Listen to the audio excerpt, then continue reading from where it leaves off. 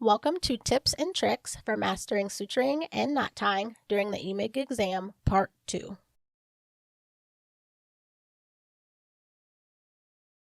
The objective of this video is to provide learners with techniques and tips for completing the intracorporeal knot-tying and running stitch tasks on the EMIG Manual Skills Assessment.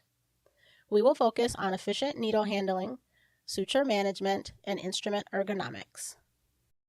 First is intracorporeal knot-tying. The task is to suture close the pinrose strain using the intracorporeal knot-tying method.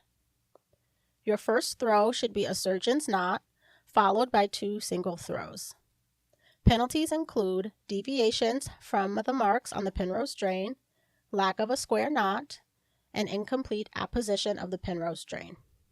For this task, you will need the following: 1 needle driver, 1 laparoscopic grasper, 1 laparoscopic scissor, 1 marked pinrose strain, and 1 suture.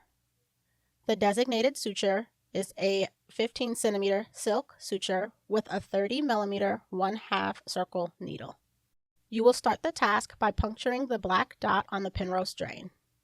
Please see part 1 of our tips and tricks video for tips on how to load the needle and puncture the pinrose strain. Our first tip for this task is when you pull the suture through, make sure you keep the end of the suture short. This will aid in easier tying.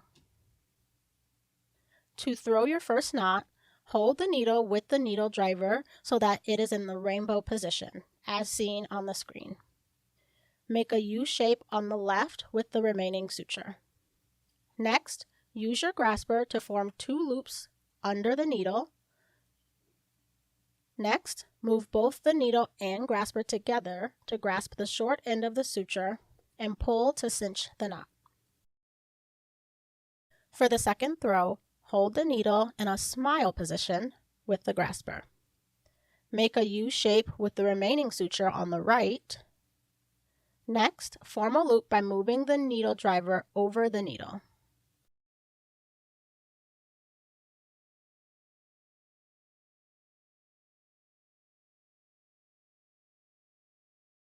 Our third and final throw will be to repeat the rainbow position. Remember to keep your movements small and near the pinrose strain. You want to move your instruments together when throwing your knots. Our second tip is when forming loops, stay near the needle insertion as this is the stiffest part of the suture. If needed, to straighten the suture, grasp at point A and pull the suture up towards the port. When you are done, cut the suture with the laparoscopic scissors.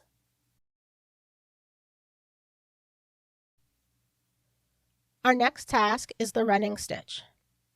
For this task, you will need to suture close a long pinrose strain slit using a running non-locking stitch.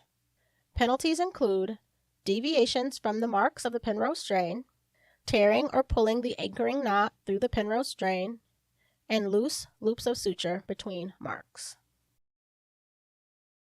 For this task, you will need the following: 1 laparoscopic needle driver, 1 laparoscopic grasper, 1 laparoscopic scissor, 1 long marked pinrose strain, and 1 suture. The designated suture is a silk cut to 22 centimeters with an anchor knot at 18 centimeters. Once the needle is loaded, use the grasper to pull out and create tension along the superior edge of the pinrose strain. Place the needle at a perpendicular angle to the pinrose strain and drive the needle through the mark. Use your grasper to pull out the inferior edge in a similar fashion and drive the needle through the second mark. Our tip for this task is to reload the needle while it is still in the pinrose strain, as this stabilizes the needle. Use your grasper to pull the suture through. Be careful to not use too much tension to pull the knot through the pinrose strain and to not tear through the marks. You will then continue suturing in a non-locking suture fashion. Make sure the suture is cinched down so there are no free loops.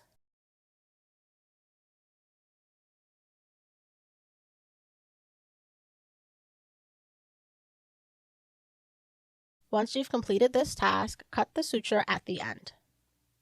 This concludes tips and tricks for mastering suturing and knot tying during the EMIG exam.